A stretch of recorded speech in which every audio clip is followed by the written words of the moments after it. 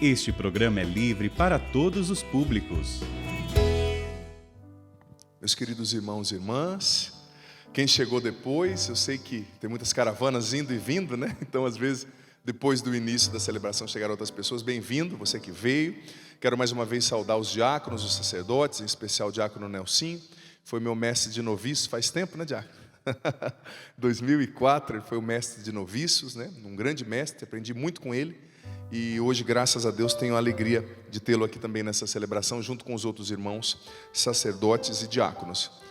Bem-vindos, hermanos de Chile. Deus te bendiga. Vamos aplaudir os irmãos do Chile também ali. Estava procurando, estão aqui. Tem da Colômbia também, diácono, Paraguai? Não, né? Só? Então, os chilenos estão representando aqui os irmãos de língua espanhola. Meus queridos irmãos e irmãs, você percebeu que no evangelho de hoje, Jesus está falando de três coisas muito importantes. Quero só fazer memória que nós estamos no acampamento, encerrando o acampamento dos grupos de amigos da Canção Nova, cujo tema é Canção Nova, uma obra de Deus, eu apoio, ora et labora. Sobretudo esse lema de São Bento, né? Ora et labora descreve com maestria a missão do grupo de amigos. Claro, os grupos de amigos rezam muito pela Canção Nova, tem um grupo também de abastecimento e oração, mas o principal trabalho deles é efetivo, é mãos à obra para manter, para ajudar, para evangelizar, para fazer eventos. Quantos de nós não tivemos encontros com Deus em um evento, não é verdade? Eu tive um encontro com Deus e uma experiência de oração num evento, promovido por pessoas como você, como eu, que tinham suas lutas, suas batalhas, seus problemas, mas que dispuseram do seu tempo, da sua disposição, da sua capacidade organizativa, da sua espiritualidade, para ali acolher os jovens que estavam ali. Eu fui um jovem que dei muito trabalho no meu primeiro encontro. Quem me levou que o diga. Cheguei com a camiseta de rock cheia daquelas caveiras demoníacas, tinha fumado uns 6 baseados. Na época, né, infelizmente, sou honesto em dizer a minha história, foi assim que me levaram para o encontro.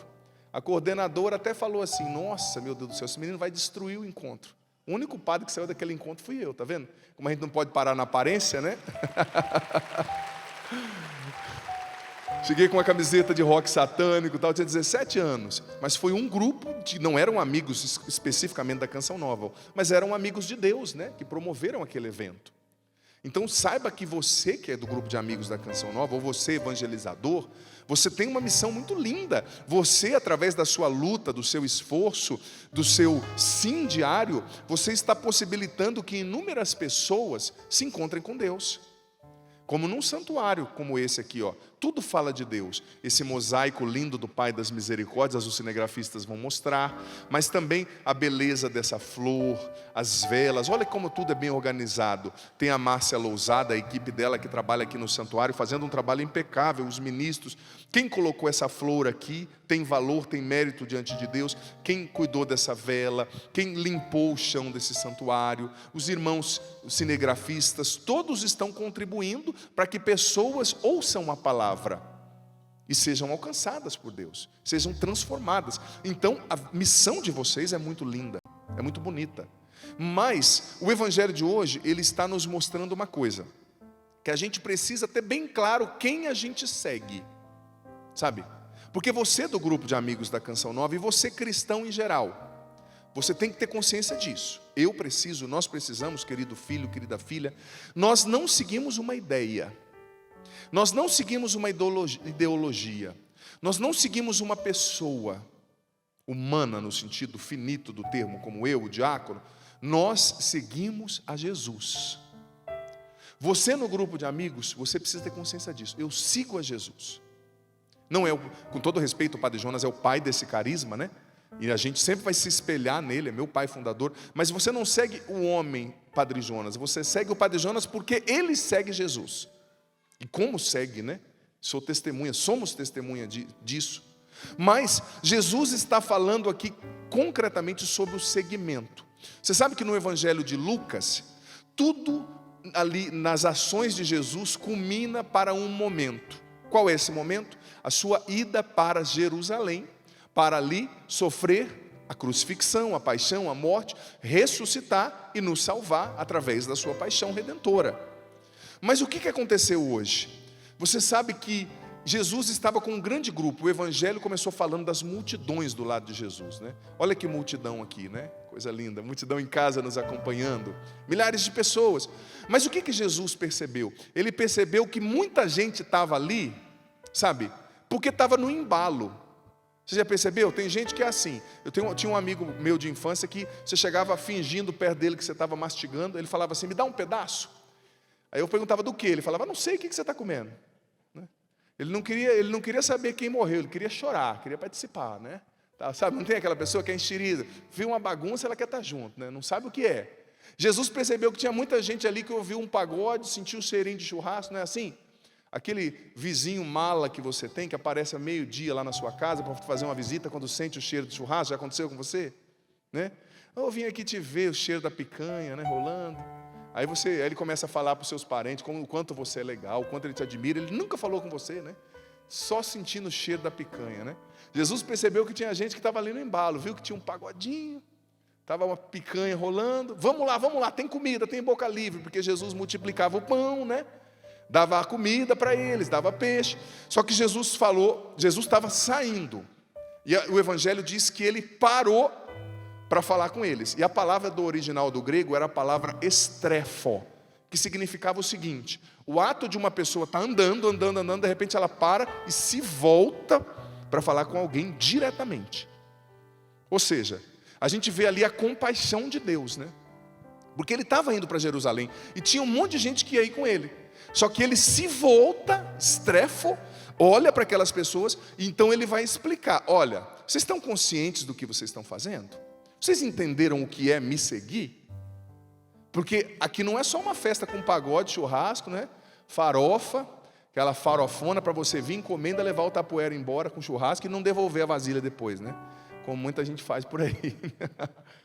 Ele começou a explicar. E Jesus falou sobre 3 coisas. Primeira delas, desapego. Segunda delas, renúncia. Renúncia de si, que está implícito nessa renúncia de si, o carregar a cruz. E a terceira coisa, Jesus falou da importância, da necessidade, filho, filha, de você e eu termos sensatez, sagacidade, clarividência, para perceber os nossos atos e não sair escolhendo sem fazer as contas. Ele deu 2 exemplos. Aquele que começa a construir uma torre sem ver se ele tem o material para terminar. Aí ele para no meio e todo mundo começa a tirar sarro dele, caçoar. Depois ele deu outro exemplo. Aquele que vai combater um outro general com 10 mil soldados, sendo que o general marcha contra ele com 20 mil. Então Jesus está dizendo: olha, antes de você começar, faça as contas, tenha sensatez, tenha sagacidade. Você conhece alguma pessoa que não sabe dizer não?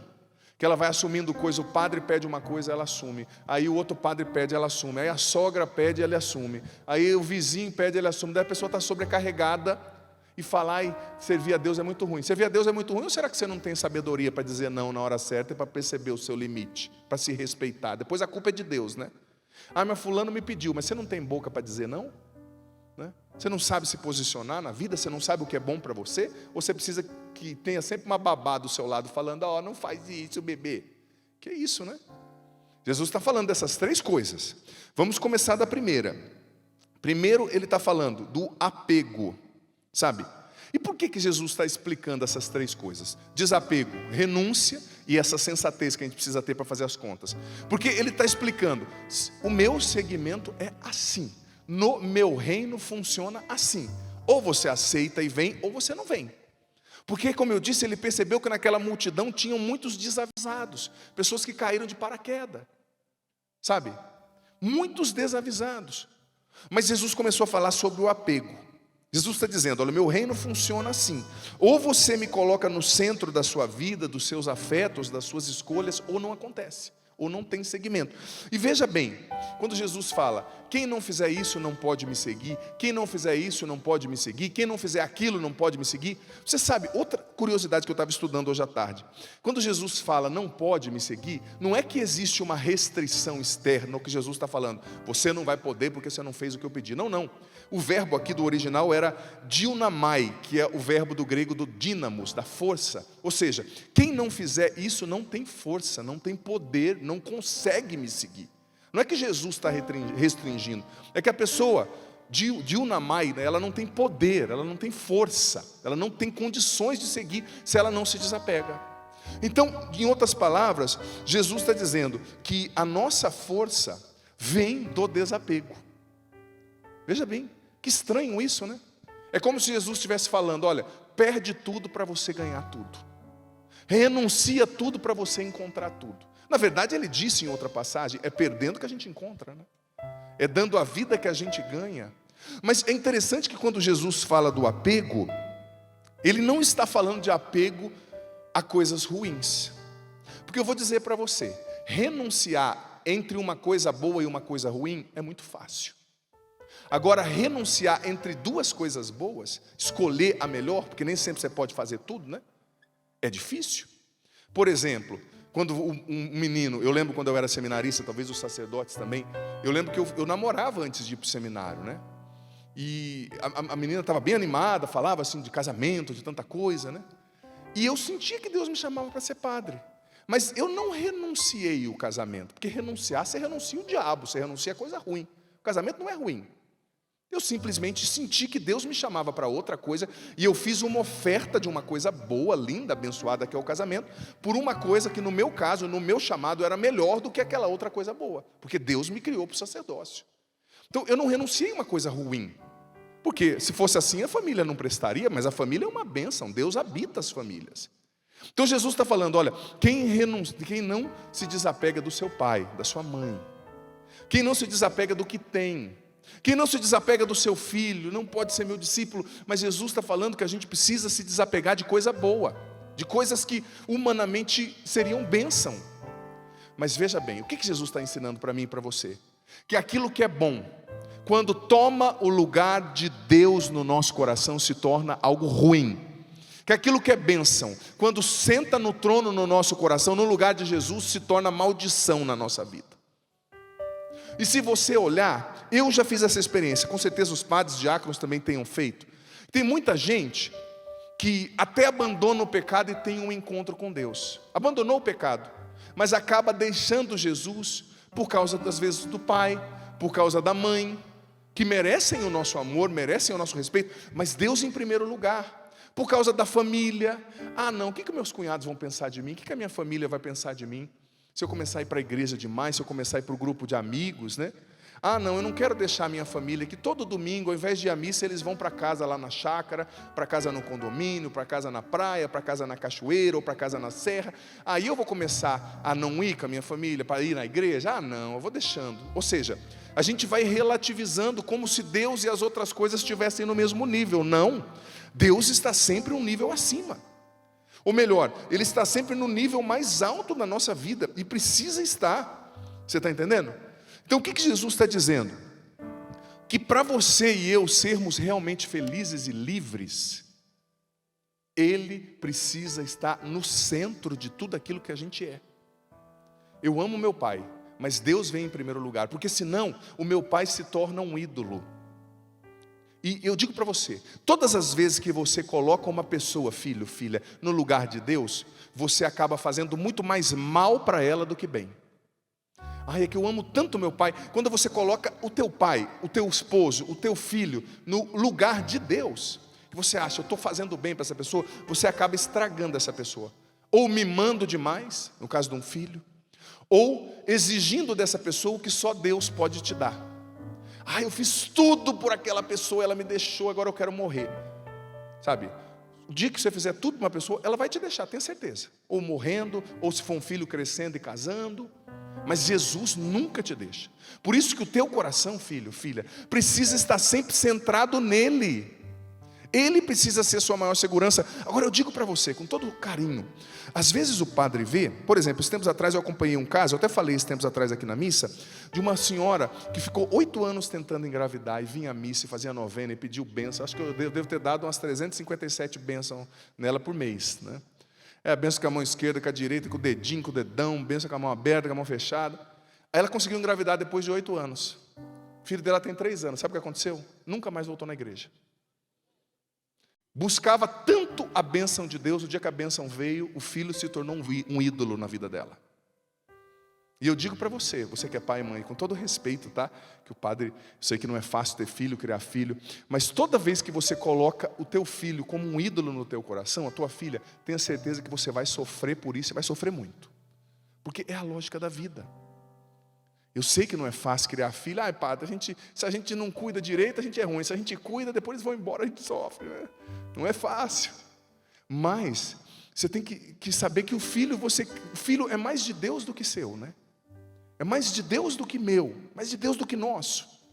Você cria para Deus. E eu digo para você, quando você coloca uma pessoa no primeiro lugar da sua vida, você deposita sobre ela um fardo, uma exigência de ser tudo que você espera, de satisfazer suas necessidades mais profundas. Gente, ninguém consegue viver com um peso desse nas costas. Não tem marido, esposa, que consiga, sabe? Que consiga viver dessa forma. Então Jesus está dizendo, o nosso amor precisa ser ordenado. O que é um amor ordenado? Aquilo que Santo Agostinho chamava de ordo amores, né? A ordem do amor. É quando Deus está em primeiro lugar, todos os outros amores se ordenam. Mas quando essa ordem é invertida, a gente começa a viver de ponta cabeça e ser infeliz. Ser infeliz. E eu vejo, tem pessoas que às vezes se apegam a coisas, a pessoas. E você sabe, filho, filha, ao que mais as pessoas se apegam hoje em dia? A si mesmas. Aquilo que o Papa Bento XVI chamava de egolatria. Falei aqui também há poucos dias na missa, uma pessoa que me disse depois de uma missa, padre, é muito bonito isso que o senhor falou, muito bonita essa coisa do evangelho, mas eu não vou viver isso porque eu sinto que é diferente. Você sente? Deus veio, viveu, morreu numa cruz e ressuscitou para mostrar o que é certo, e você no século 22, iluminado, sente que toda a Bíblia, os milhares de mártires que morreram durante 20 séculos, todo mundo está errado porque você sente algo diferente. Porque o meu Deus, padre, sabe, é o Deus do amor. Já ouviu essa história? É o Deus açucarado, tudo amor, é o amor. Olha, esse seu Deus é muito bonito, mas não é o Jesus da Bíblia, não. Esse daí não vai te levar para o céu, não. Isso aí é um ídolo que você inventou. O Jesus da Bíblia fala de cruz, renúncia, desapego e salvação.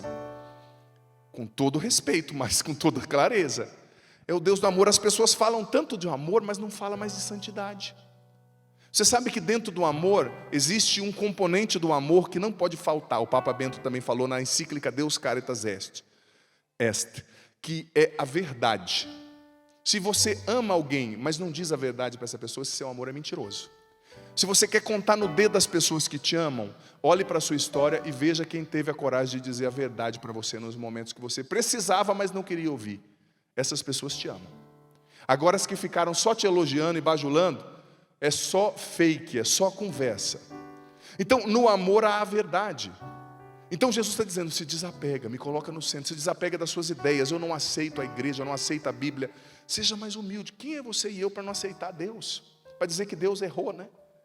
Tem uma lógica infinita, superior, sábia, que nós não vemos, como dizia a primeira leitura que nós ouvimos em espanhol, a sabedoria divina, né? Conduzindo todas as coisas. Mas Jesus falou também da renúncia, como eu já falei, da cruz. Renunciar a si mesmo, carregar a cruz. O que significa carregar a cruz? O que é cruz, filho, filha? É aquilo que você não controla, que te incomoda, que você não escolheu, que está ali na sua vida e que você tem que lidar com aquilo, você tem que aceitar. Talvez essa enfermidade, essa situação da sua vida, você não queria que sua vida estivesse assim, mas está, você não queria ter essa enfermidade, você queria ter casado e não casou, você queria ter vivido tal coisa e não viveu, você tem um marido difícil, uma sogra que é uma mala sem alça, você tem problemas na sua vida, são as cruzes. Aceita a cruz e entenda que eu e você não somos o centro, é Jesus. Às vezes a tua cruz é lá na sua paróquia. Padre, aquele padre é difícil. A homilia não fala nada com nada. A música é ruim. Tem tanta gente que deixa de participar da igreja porque se coloca no centro. O centro não é você, é Jesus. Você não vai lá por causa do padre, você vai por causa da Eucaristia, da palavra de Jesus que está se dando a você. Claro que ajuda muito, né? Quando tem alguém que canta, que prega mais facilmente. Mas às vezes a gente centra no lugar errado. Nós estamos centrando a nossa vida, sabe, naquilo que a gente quer, que seja tudo do jeito que a gente quer. Se o padre não é, corta. Se a igreja não é, corta. Tem gente que é tão orgulhosa que é como que se dissesse assim: a igreja não é boa o bastante para mim. Esse padre não é bom o bastante para mim. Oh, Deus, onipotente, onisciente, onipresente, xandalá, candalá, né? Que é isso, mais humilde. Carrega a cruz de ir lá naquela igreja que talvez você não gosta tanto. A cruz de cuidar daquele idoso. A cruz de fazer comida para os seus filhos. A cruz de lecionar. A cruz do dia a dia. A cruz não está em coisas grandes, hiperbólicas. Não. Em abstrações, a cruz está no cotidiano. É muito gostoso celebrar aqui essa missa no domingo à tarde. Todo mundo participando. Mas amanhã é segunda. Amanhã já tem 8 da manhã, 20 pessoas me pedindo: padre, faz isso. É segunda-feira. Ninguém vive só de domingo. É aí que você carrega a cruz, lá no seu dia a dia.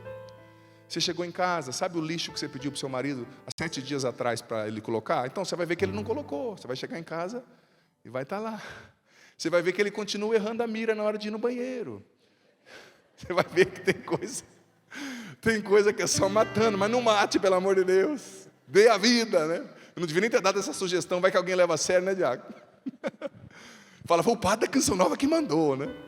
Que isso? É carregar a cruz. Cristianismo sem cruz não existe. Esse Jesus açucarado, que é tudo amor, todo mundo está certo, está tudo bem, esse Jesus não é da Bíblia, não. Isso é invenção da cabeça de preguiçoso. Isso se chama preguiça moral. A pessoa tem preguiça de mudar e quer inventar um Deus à própria imagem e semelhança, para não ter que seguir o Deus vivo e verdadeiro da Bíblia, né? Mas diante de nós a gente tem que fazer uma escolha. Jesus está falando, quer me seguir? É assim, é renúncia, é o desapego, é fazendo as contas, é entendendo o que é me seguir, sem criar um ídolo que eu não sou, né? Jesus, ele pede tudo, viu? Ele não pede muito não, ele pede tudo. Mas dizia o Papa Francisco, na canonização do Papa Paulo VI, São Paulo VI, Jesus pede tudo, mas ele dá tudo. Você dá o tudo com T minúsculo e recebe o tudo com T maiúsculo. Está disposto a viver isso, sim ou não? Nossa, convenceu, irmãos? Que isso, hein? Está disposto a viver isso, sim ou não? Então vamos ficar em pé agora. E eu vou dizer uma coisa.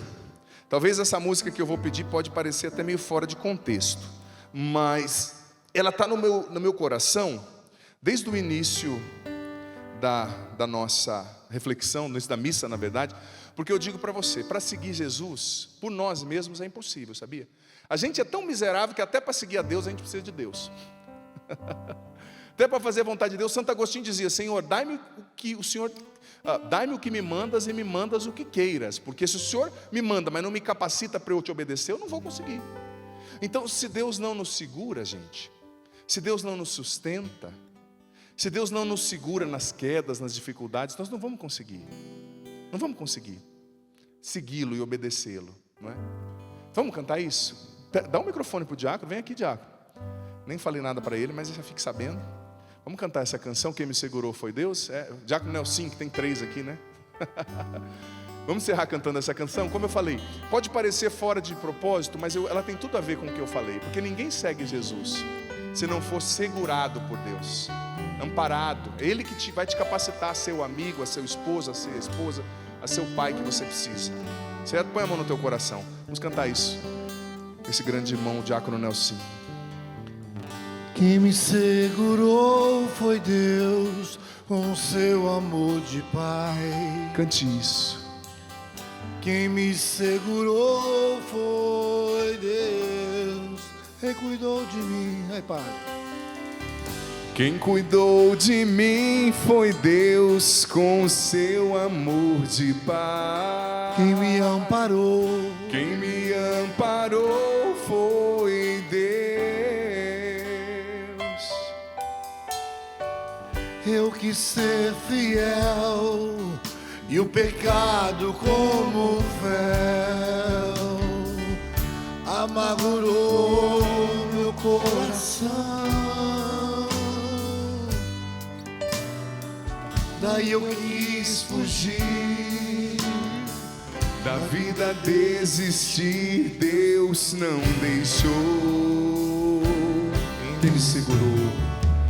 Quem me segurou foi Deus com seu amor de Pai. Quem me segurou foi Deus. Quem me compreendeu foi Deus quando eu chorei demais. quando se perde alguém, Quando se perde alguém, parece que se perde a paz. Ele também chorou. Quando Lázaro morreu, se compadeceu e se compadeceu. Chora comigo a minha dor, mas ressuscita a alegria e o amor. Levanta os seus braços e proclama essa verdade. Quem me segurou? Quem me segurou foi Deus com seu amor de pai. Quem me segurou foi Deus. Cuidou de mim. Quem cuidou de mim foi Deus quando eu chorei demais. Quem me amparou. Quem me amparou foi Deus. Quero pedir ao diácono que nos abençoe, que nos faça essa oração, encerrando esse momento por nós. Ele que é hoje quem está à frente dessa inspiração do grupo de amigos, que ao mesmo tempo seja diácono nessa oração, breve, mas profunda, de bênção e de envio também para esses filhos e filhas que voltam para suas casas e para suas missões. Da vida desistir, Deus não deixou. Claramente eu fiz essa letra falando do suicídio, das ideias de morte, que repreendo agora no santuário do Pai das Misericórdias. Como disse aquela senhora lá no Amazonas para mim, em Gurupá. Está vendo esse rio aqui? Se eu não pulei nele, quando meu marido me deixou, com as crianças pequenas, por causa de quem me segurou foi Deus. Então quem te segura é Deus. Toda ideia de morte, de tirar sua vida, desistir de viver, maneira bonita de falar, essa coisa trágica é o suicídio.